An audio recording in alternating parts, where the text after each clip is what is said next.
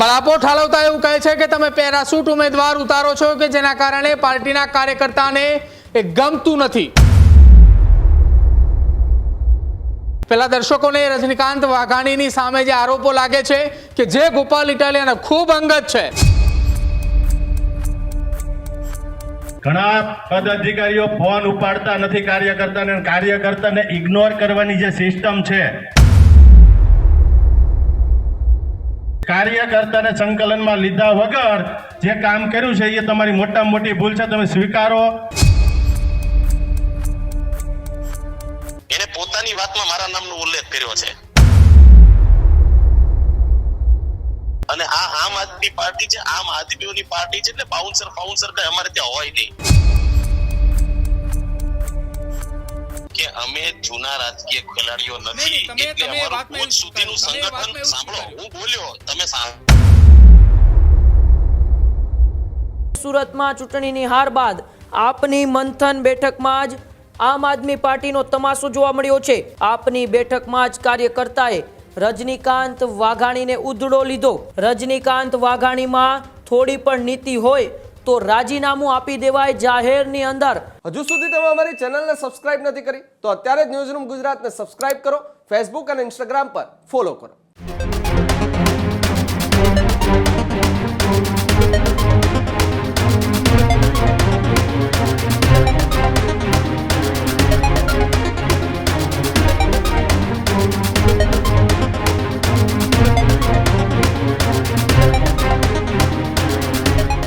સમાચારોમાં આગળ વાત કરીએ તો સમાચાર એ સુરતથી સામે આવી રહ્યા છે। સુરતમાં આમ આદમી પાર્ટીની કારમી હાર થઈ અને હાર બાદ મંથન સભા રાખેલી હતી, જેમાં મનોમંથન આમ આદમી પાર્ટીના શીર્ષ નેતૃત્વ કરી રહ્યું હતું।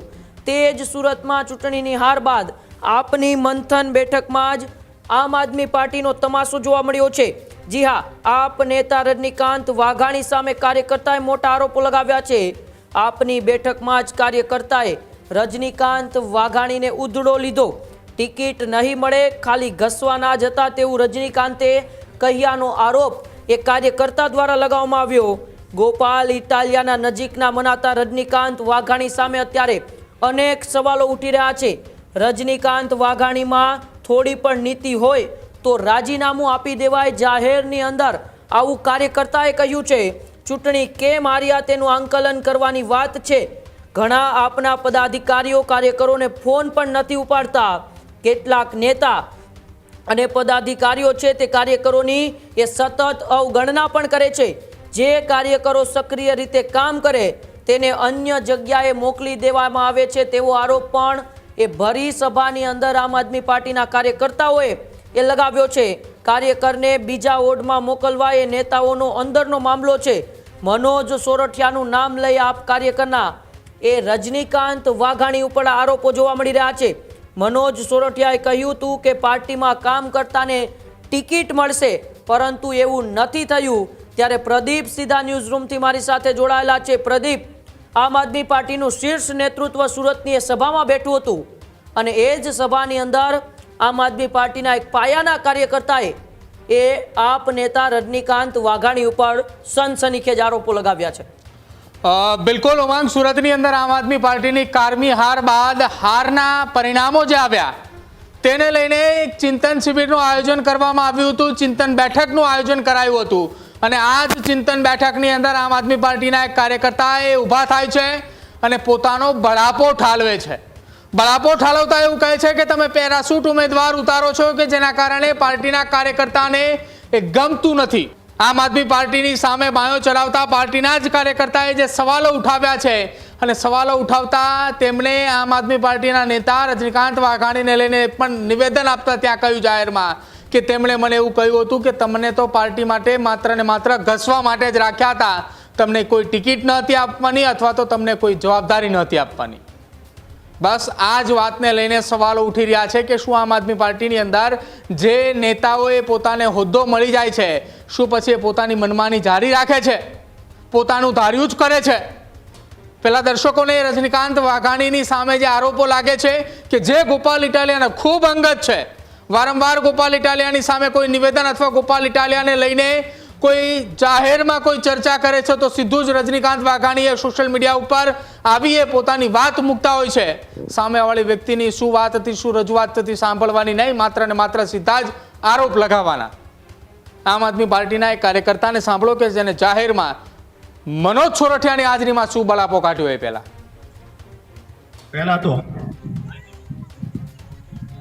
પહેલા તો શું કામ હાર્યા એનું આંકલન કરવાની વાત હતી. તો ઘણા અધિકારીઓ, આપણા પદાધિકારીઓ છે, ફોન કાર્યકર્તાના ઉપાડતા નથી. પહેલું એ ઘણા પદાધિકારીઓ ફોન ઉપાડતા નથી કાર્યકર્તાને ઇગ્નોર કરવાની જે સિસ્ટમ છે એ પહેલો મુદ્દો. બીજો મુદ્દો, જે પણ કાર્યકર્તા સક્રિય રીતે કામ કરે એની જગ્યાએ વોર્ડ ફેરવીને બીજી જગ્યાએ ટિકિટ આપવાનો. આ તમારો ઇન્ટરનલ મામલો જે હોય તે. બીજું, મારે મનોજભાઈ સાથે વાત થઈ હતી ત્યારે મનોજભાઈ એવું કીધું કે જે વ્યક્તિ પાર્ટીમાં કામ કરે છે એને આપણે ટિકિટ આપીએ છીએ, બરાબર? તો વોર્ડ 1 માં બેન ભાજપમાંથી આવે તરત ટિકિટ આપી. મુદ્દો લખ્યો સાહેબ. પેરાશૂટ જે ઉમેદવાર આવે છે ને એને જે ટિકિટ આપવામાં આવે છે ને એ મોટામાં મોટી નિરાશા છે કાર્યકર્તામાં. જે વિધાનસભામાં જે ભૂલ કરી હતી ને એ જ ભૂલ તમે આ કોર્પોરેશનના ઇલેક્શનમાં કરી છે કે કાર્યકર્તાને સંકલનમાં લીધા વગર જે કામ કર્યું છે એ તમારી મોટામાં મોટી ભૂલ છે. તમે સ્વીકારો નહીં સ્વીકારો, અમને સાંભળશો નહીં સાંભળો, બધી વાત છે. અમે કાર્યકર્તા હાથતા રહેશું અને હજી રહેશું, કામ કરશું. પણ તમે જો પેરાશૂટ લાવશો તો અમે કોઈ કામ કરશું નહીં. બધા કાર્યકર્તાને, મને લોકસભા ઇન્ચાર્જ એવું કીધેલું, વિધાનસભામાં મેં પૂરી 2 વર્ષ મહેનત કરેલી, લોકોને ખબર હશે. પણ લોકસભા ઇન્ચાર્જ હું આંગળ ચીંધીને કહું છું કે મને એને એવું કીધું હતું તમને ટિકિટ આપવાની નહોતી, ખાલી ઘસવાના હતા. હું મોઢે કહું છું રજનીભાઈ આવું મને કીધેલું, બરાબર? એટલે કાર્યકર્તાએ ધ્યાન રાખવાનું, જો ઘસવાની જ મહેનત કરવાની હોય તમારે યારે તો કામ કઈ રીતે કરવાનું? તમને હું દેવામાં ડૂબાડવાના છે કાર્યકર્તાને બધાને? આ રજનીભાઈના શબ્દ જો થોડીક પણ નીતિ હોય ને તો રાજીનામું આપી દેવું જોઈએ, ખોટી વાતો ન કરવી જોઈએ.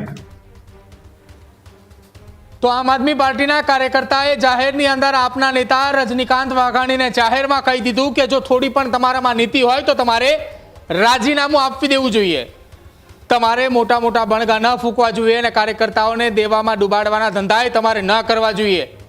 આ વાત જાહેરમાં આમ આદમી પાર્ટીના કાર્યકર્તાએ કરી. હવે આ જ એ કાર્યકર્તાની વાતને સાથે અમે પણ એ રજનીકાંત વાઘાણી સાથે વાતચીત કરવાનો પ્રયત્ન કર્યો. એ વાતચીત દરમિયાન શું એ તેમના એ જવાબો, જ્યારે મેં એમને સવાલો પૂછ્યા છે ત્યારે એમણે એ વાતના જવાબો સિવાય ગોળ ગોળ જે વાત ફેરવીને જે જવાબ આપ્યા એ સાંભળી લો. એક વિડીયો તમારા કાર્યકર્તાઓનો વાયરલ થયો છે ને એમનું આક્ષેપ તમારા ઉપર છે. વિડીયોની અંદર કાર્યકર્તા એવું કહી રહ્યા છે કે રજનીકાંતભાઈએ મને એવું જાહેરમાં કહેલું કે તમને માત્ર ને માત્ર પાર્ટીમાં ઘસવા માટે રાખેલા છે, તમને ટિકિટ જ નહોતી આપવાની. એનું ફ્રસ્ટ્રેશન છે. કોઈ પણ પાર્ટી કાર્યકર્તાઓના કેડર બેઝ કામથી તે આગળ વધતી હોય છે. એ ભાઈ 2022 ની ચૂંટણી પહેલા વિધાનસભાની ચૂંટણી લડવા માંગતા હતા અને એ વખતે આમ આદમી પાર્ટી જોઈન્ટ કરતા ધાર્મિક માલવિયાને ઓલપડમાંથી પાર્ટીએ ઉમેદવાર જાહેર કર્યા.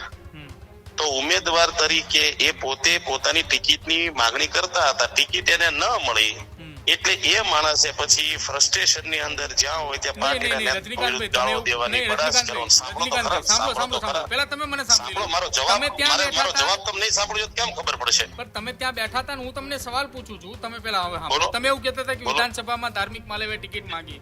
વાત તો કોર્પોરેશન ની ચૂંટણીની થઈ રહી હતી, વોર્ડ નંબર 1 ના મહિલા ઉમેદવારની થઈ હતી. ના એને પોતાની જે વાત કરી, જે નામમાં મારો ઉલ્લેખ કર્યો છે ને એ વાત એમની પોતાની વિધાનસભાની છે. એમણે એવું કીધું કે મેં 2 વર્ષ માટે વિધાનસભાની ચૂંટણી પહેલા તૈયારી કરી હતી અને મને ટિકિટ ન આપી એવું એને કીધું છે. એને પોતાની વાતમાં મારા નામનો ઉલ્લેખ કર્યો છે. એકચ્યુઅલમાં અમારે ક્યારેય એવી ચર્ચા થઈ નથી, એમની સાથે ક્યારેય કોઈ વાતચીત થયેલી નથી. પણ 2022માં ટિકિટ નહીં આપ્યા પછી તેને ઘણી બધી જગ્યાએ કાર્યકર્તાઓની સાથે ઝઘડા કરી લેવા, નેતાઓને ગાળો દેવા, બધું કર્યું છે કે ભાઈ પાર્ટીની અંદર કઈ આપણને જગ્યા નથી મળતી. અને પછી તે ડીએક્ટિવ હતા 4 વર્ષથી. આ 2026 નું રિઝલ્ટ આવવાની ચિંતન શિબિર જયારે ગોઠવાની ત્યારે એ સીધા જ આવ્યા. એટલે એને ફ્રસ્ટ્રેશનમાં જે કીધું હવે જે તો કાંઈ પણ બોલશે તો અમે એ વાત સાંભળશું. અને મારી સાથે શીર્ષ નેતૃત્વ બેઠું હતું અને મારા આવા બિહેવ હોય અથવા તો હું આ પ્રકારની કામગીરી કરતો હોય આખું સુરત થોડો સંભાળી શકું. અંદર થોડું કોઈ કાર્યકર્તા મારું સાંભળે. એટલે એને કીધેલી વાત વાહિયાત છે, પાયા વિહોણી વાત છે, વાતમાં કઈ તથ્ય નથી. અચ્છા રજનીકાંતભાઈ, પાર્ટીની અંદર 4 વર્ષ સુધી કોઈ કાર્યકર્તા નિષ્ક્રિય હોય અને અચાનક જ એ કાર્યકર્તા ચિંતન શિબિરની બેઠકમાં આવી જાય, આ વાતમાં કેટલું તથ્ય? 100% તથ્ય છે. અને આ આમ આદમી પાર્ટી છે, આમ આદમીઓની પાર્ટી છે, એટલે બાઉન્સર કઈ અમારે ત્યાં હોય નહીં. અને અમે તો આવે અને વેલકમ કરીએ કે આવો, અંતે તો તમે કાર્યકર્તા છો, નારાજ છો, એ બધી વાત સાચી. અને તમે વિચારો કે સૌથી પહેલું માએ કઈ અમે એને જ આપ્યું. અમે જાણીએ છીએ કે આ માણસ 4 વર્ષથી ડીએક્ટિવ છે. 2022 ની ચૂંટણી પછી જ્યારે હોય ત્યારે પાર્ટીને બ્લેમ કરવાનું કામ કરે છે. છતાંય અમે તો મન એટલા માટે મોટું રાખીને ચાલીએ છીએ કે ભાઈ અહીંયા તો બધાની સ્પેસ છે, આવો જે કેવું હોય કયો, એમાંથી પાર્ટી નક્કી કરશે. તો એને લગાવેલો આરોપ એમાં કઈ તથ્ય નથી, 1% તલભાર નથી.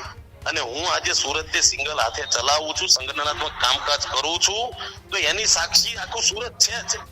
અને રોહિતભાઈ સુતરિયા ગઈ ચૂંટણીમાં ક્યાં હતા? તમે જરાક પૂછજો એમને, રોહિતભાઈને, કે આ કોર્પોરેશનમાં તમારો શું રોલ હતો 2022 પછીથી લઈને કઈ ચૂંટણીમાં કયું બૂથ સંભાળવામાં કામગીરી તમે કરી? તો મારું એટલું કહેવાનું છે કે રાજનીતિમાં ચૂંટણીમાં ટિકિટ ન મળે એટલે નેતાઓ પ્રત્યે ફ્રસ્ટ્રેશન નીકળે, કાર્યકર્તાઓ કાંઈ પણ બોલે, તો અમે એ લેવલે બેઠા છીએ. કારણે સુરતની અંદર આમ આદમી પાર્ટીની હાર થઈ છે.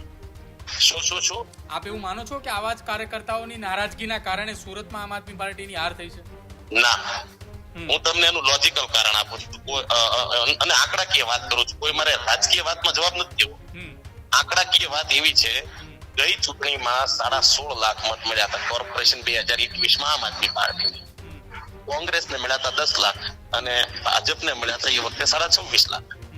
અને પછી એ આખો એક વેવ હતો. કોરોના ઇફેક્ટ પછી લોકો થાકેલા હતા, નવો બદલાવ માંગતા હતા. અમારું દિલ્હીની અંદર રિઝલ્ટ આવ્યું હતું 2020 માં, એટલે એક નવી આશા સાથે મારે ભરોસો કરીને અમને તો આ ચૂંટણીની અંદર ઉનાળો હતો, સખત ગરમી હતી. અમે જે ભાજપ શું કરે એના જે મળેલા મતો છે ને એ એક્ઝેક્ટ 26 લાખ ગઈ કોર્પોરેશનની ચૂંટણીમાં મળ્યા, અત્યારે 28 લાખ મળ્યા. ઇટ મીન્સ કે 1.5 લાખ પ્લસ. અને આ જ મતો કે જે એના ઓલરેડી કમિટેડ વોટર્સ છે એમની પાસેથી વોટ કરાયેલે છે. મુખ્યમંત્રીનો રોડ શો ફ્લોપ રહ્યો. કિરણ ચોકમાં ગોપાલ ઇટાલિયાની અને ગોરધન ઝડફિયાની 100 મીટરના અંતરમાં સભા હતી સુરતના યોગી ચોક વિસ્તારમાં.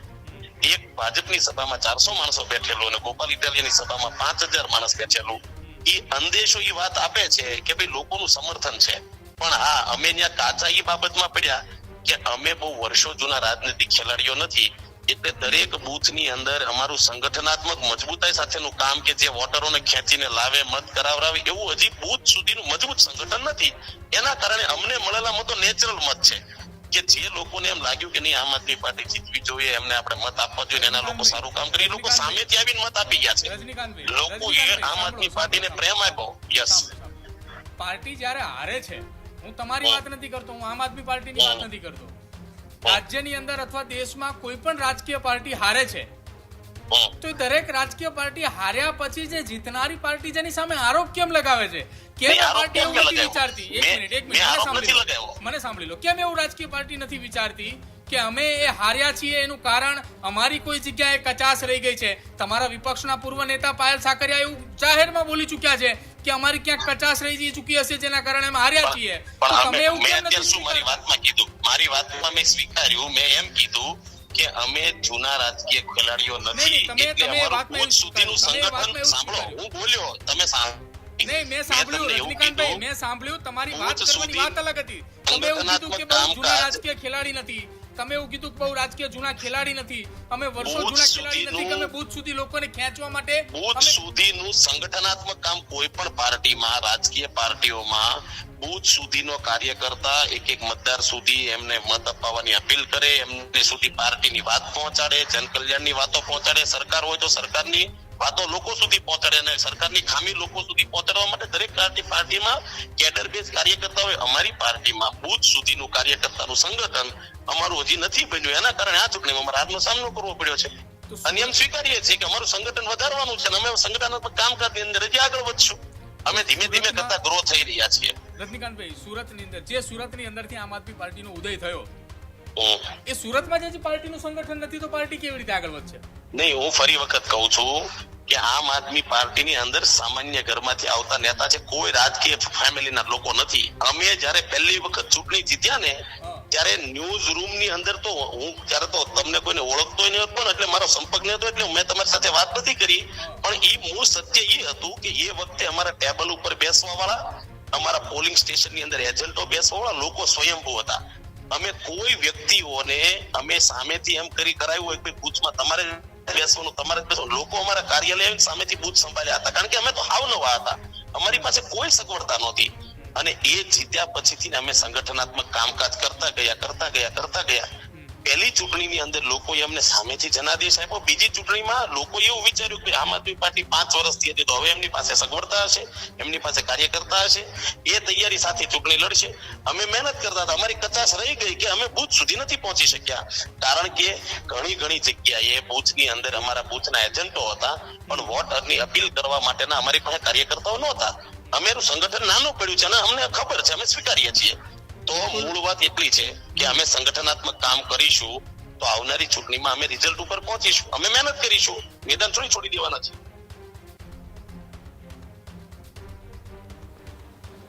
આખી વાતમાં તમે સાંભળ્યું સુરતની હાર બાદના કારણો શું બતાવ્યા. જ્યારે રાજકીય પાર્ટી હારે તો પહેલા ઈવીએમ ઉપર ઠોકરું ઠોડે, ત્યારબાદ એ કેટલાક પક્ષની અંદર રહેલા નેતાની સામે. અહીંયા પક્ષના નેતા પણ નહીં, ઈવીએમ પણ નહીં, માત્ર ને માત્ર નિવેદન આપતા કહ્યું કે અમારી પાસે સંગઠન નથી. જ્યારે 2022માં તમે 21માં જ્યારે તમે કોર્પોરેશનની ચૂંટણી જીત્યા ત્યારે તમને સંગઠનની કોઈ વાત ના આવી. ત્યારે બસ એક જ વાત કે આમ આદમી પાર્ટીએ છે, ગુજરાતની જનતાએ તેમને જીત અપાવી. હવે જ્યારે હાર્યા છો ત્યારે તમને સંગઠન યાદ આવે છે. અને એ પણ ત્યારે, અને એ પણ એ બેઠા એ જગ્યા ઉપર કે જ્યાંથી પાર્ટીનો ઉદય થયો છે. જે રાજકીય પાર્ટીનો સુરતથી ઉદય થયો છે એ રાજકીય પાર્ટીનો ત્યાં જ હાર થવા પાછળ સંગઠન જવાબદાર છે. પાર્ટી એમ કે અમારી પાસે સંગઠન નથી, કાર્યકર્તાઓ એમ જાહેરમાં કહે છે કે અમારી નારાજગી છે બહારના ઉમેદવારોને લઈ, અને પાર્ટીના નેતાઓએ નાના કાર્યકર્તાઓનો ફોન ન ઉપાડતા હોવાની વાત આ એક પણ રાજકીય પક્ષના નેતા નહીં બોલે. રજનીકાંત વાઘાણી સાથેની વાતચીત તમે સાંભળી, જેમાં માત્ર ને માત્ર એ પોતાનો બચાવ કરતા જોવા મળ્યા. બચાવ એટલા માટે કે હવે પોતાની ઉપર ગંભીર આરોપ લાગ્યા છે અને આરોપનો તેમની પાસે કોઈ જવાબ નથી, એટલા માટે માત્ર ને માત્ર સુફિયાની વાતો કરે છે અને બચાવની વાતો કરી રહ્યા છે. ઉમંગ જી બિલકુલ, આભાર પ્રદીપ અમારી સાથે જોડાવા બદલ અને માહિતી બદલ. હજુ સુધી તમે અમારી ચેનલને સબસ્ક્રાઇબ નથી કરી તો અત્યારે જ ન્યૂઝરૂમ ગુજરાતને સબસ્ક્રાઇબ કરો, ફેસબુક અને ઇન્સ્ટાગ્રામ પર ફોલો કરો.